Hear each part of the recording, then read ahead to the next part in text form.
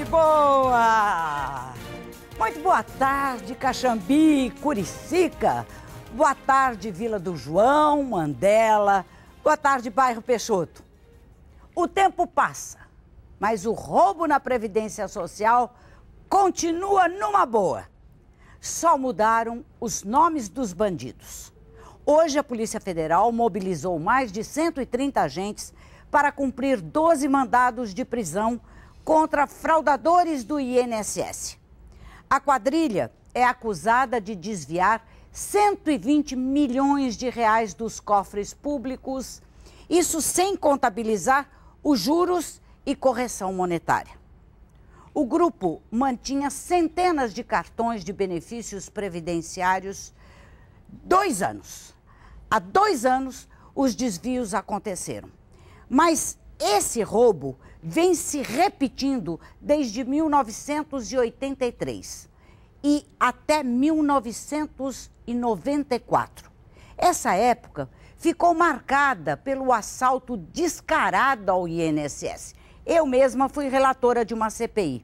Muita gente graúda foi condenada nessa época. Como juiz, não sei se vocês lembram mais, mas na época só se falava disso. Nestor do Nascimento, lembra? Pedro Diniz Pereira, os advogados Ilson Escócia da Veiga, a famosa Georgina Maria de Freitas Fernandes. Essa, aliás, a campeã de fraudes, foi condenada a 14 anos de prisão por meter a mão em 200 milhões de reais. Na semana passada, a revista Isto É publicou a primeira entrevista dela depois da prisão. Georgina disse com todas as letras o que todo mundo já está careca de saber. O roubo apenas mudou de mãos. E ela tem conhecimento de causa nesse assunto. Vai ver, é por isso que os rombos na Previdência nunca são solucionados.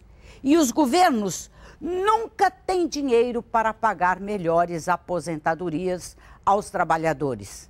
Sabe por quê? Porque é mais fácil aumentar o tempo de contribuição dos velhinhos do que acabar com a roubalheira. Eu chamo agora o repórter Fernando César, que acompanhou mais cedo essa operação da Polícia Federal para prender fraudadores do INSS. E aí, Fernando, já está todo mundo em cana? Boa tarde, Cidinha. Boa tarde a todos. Por enquanto não, Cidinha. 9 pessoas foram presas. Como você disse, a atuação dessa quadrilha começou em 83 e ela só foi descoberta em agosto de 2009, depois de uma denúncia anônima.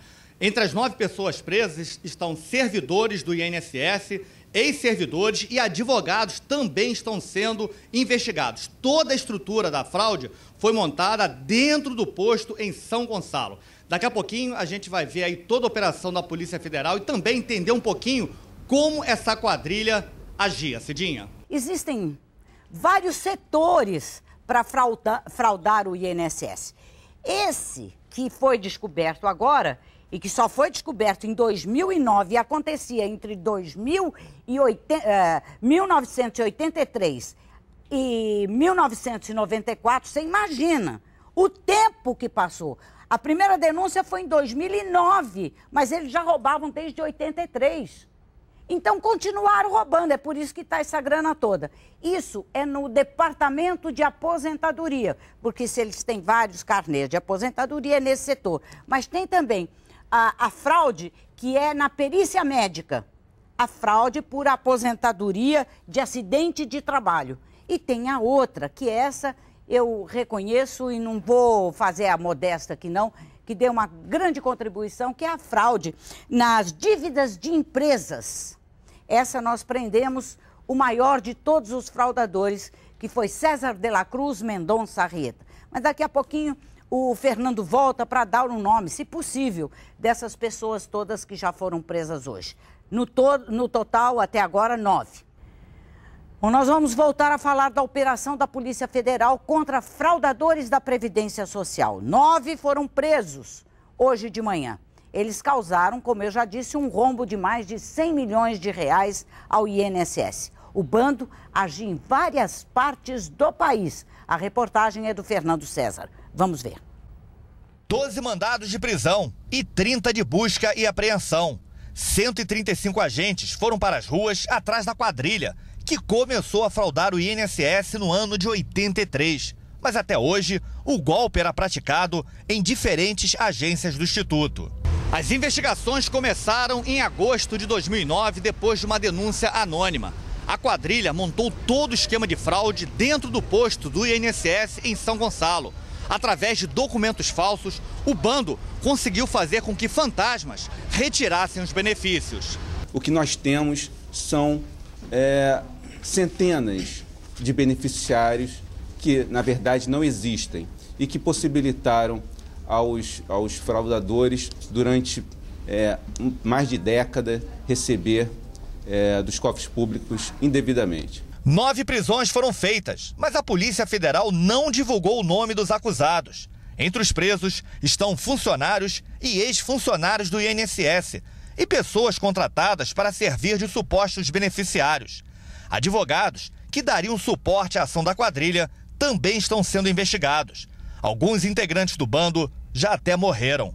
O rombo, em dinheiro atualizado, pode passar de 120 milhões de reais. A gente viu assim uma situação patrimonial melhor em relação ao ex-servidor que foi preso e a um outro membro da quadrilha que tem residência em Búzios, num local muito privilegiado, tem casa em São Paulo, enfim, um patrimônio que a gente ainda está levantando. Eu acho que o leque ainda pode abrir mais ainda para a gente chegar a outras pessoas que estejam na posse de outros cartões e a gente conseguir identificar outros membros da quadrilha.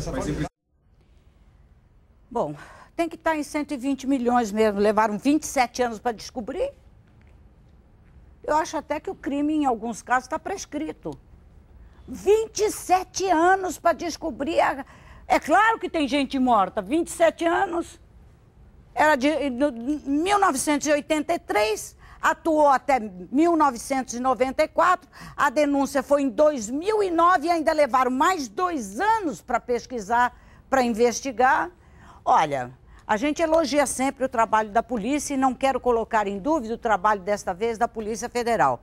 Mas vocês hão de convir que 27 anos para pegar um grupo de ladruagem é muito? É muito. Em lugar nenhum do mundo isso acontece, levar 27 anos roubando impunemente.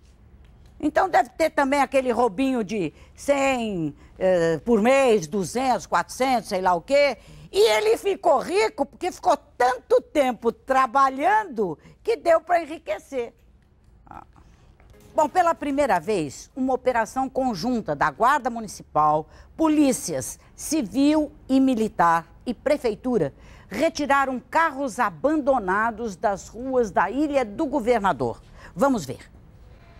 78 carros foram retirados das vias na operação que envolveu vários órgãos do estado do Rio. O projeto, que ainda é piloto, foi criado com o objetivo de acelerar o processo de recolhimento de veículos nas ruas. A Conlube, para tirar, precisava de autorização da polícia, para que a gente não perdesse mais tempo nessa liberação, né, para que pudesse cada órgão responsável tirar os seus carros ou veículos que fossem da sua, vamos dizer assim, incumbência para limpar a cidade. Durante mais de um mês, os carros abandonados nas ruas e calçadas da Ilha do Governador foram mapeados e 133 automóveis foram identificados. A operação deve ser estendida para outros bairros da cidade.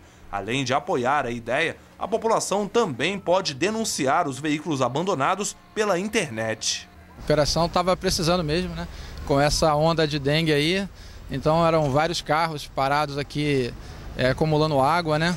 Importante que haja essa limpeza, haja sempre essa revisão dos locais para que as pessoas também não façam mais isso de abandonar os veículos nas ruas. Volta e meia para um cidadão e coloca, olha, tem mais um, tem mais 2 carros aqui, vocês já estão na lista? Então sim, tá um trabalho bem legal assim de parceria com a população. Tchau! Eu volto amanhã às 2h em ponto da tarde. Tchau, tchau, se deixarem.